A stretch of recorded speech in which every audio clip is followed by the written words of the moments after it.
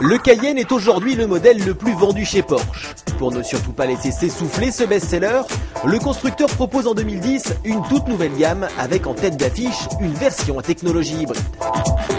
Dans un premier temps, le nouveau Porsche Cayenne s'est grandement amélioré esthétiquement. Plus homogène, moins agressif, mais plus fluide, il est plus proche des codes stylistiques de la marque allemande, notamment du Boxster. La partie arrière du Cayenne est plus étonnante, avec des optiques en amande au dessin presque oriental. Avec de telles lignes, le Cayenne paraît moins massif et pourtant ses proportions ont légèrement augmenté. L'habitacle du nouveau Cayenne est de son côté bien plus accueillant.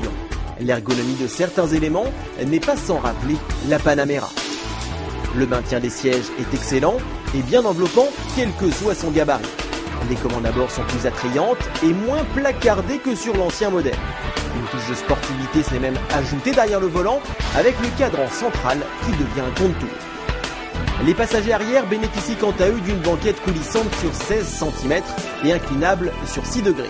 Le coffre, du fait des batteries logées au même endroit, se limite à 580 litres. C'est malgré tout 40 litres de plus que l'ancien Cayenne.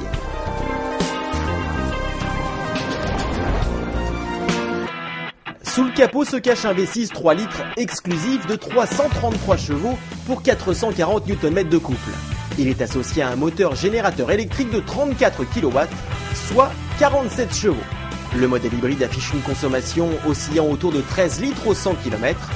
Avec 193 grammes de CO2 rejetés par kilomètre, le Cayenne S hybride se voit ainsi pénalisé de 750 €, soit le même malus que le Cayenne diesel. À basse vitesse, le Cayenne peut fonctionner en mode 100% électrique sur une courte distance. À vitesse moyenne, l'électrique et le thermique cohabitent grâce à un embrayage de coupure qui privilégie automatiquement l'un ou l'autre type de propulsion. Autre avantage, il peut déconnecter tous les propulseurs pour obtenir un mode roue libre, ne jouant plus que sur l'inertie du véhicule. Enfin, en cas de nécessité de performance, les deux moteurs s'additionnent. Toutes les versions du Cayenne 2010 reçoivent une technologie Start and Stop ainsi que la récupération d'énergie cinétique au freinage. Les ingénieurs ont dû faire face avec l'implantation d'une technologie hybride à un surpoids d'environ 175 kg. Toutefois, il n'est au final pas plus lourd que l'ancienne génération de Cayenne, soit 2 tonnes et 240 kg.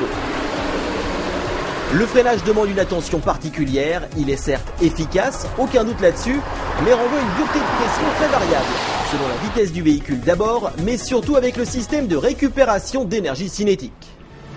Au final, rouler en tout électrique calme les remords ressentis au volant de ces SUV tant montrés du doigt. Bien sûr, le Cayenne hybride ne génère pas le même sentiment de puissance que son homologue turbo, mais le compromis proposé ici n'annihile pas pour autant les saveurs sportives.